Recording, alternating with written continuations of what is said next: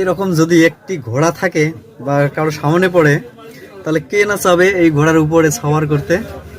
1000 টাকা হলেও যদি 1 মিনিট হয়, 1 মিনিটের জন্য সে সওয়ার করার জন্য ঘোড়ার পিঠে উঠতে চাইবে। মুরগিটার অবস্থা দেখুন কি রকম করে জবাই করার পর সেটাকে কিভাবে ইনজেকশন পুশ করে সেটাকে মোটা তাজা করে মাংস বৃদ্ধি করা হয়, এবং সেটা কিভাবে কাস্টমারকে, সাধারণ ভোক্তাদেরকে ঠকানো হয়। এরকম তো আর প্রয়োজন না। এরকম ইনজেকশন পুশ না করে যদি সরাসরি এরকম সত্যিকার ব্রয়লার গুলোরে দেখি, দেখুন অবশ্যই ব্রয়লার গুলো দেখছেন, বাস্তব ব্রয়লার এগুলো।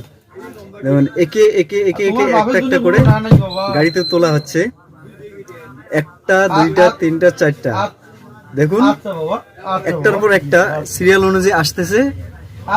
নেক্সট যেটা আসছে সেটা তার চেয়েও আরো বেশি মোটা তাজা, তারপর আরেকটা আসছে সেটা মোটা তাজা, তারপর আরেকটা যেমন আসছে, সেটা তো গাড়িতে তো জায়গায় হয় না।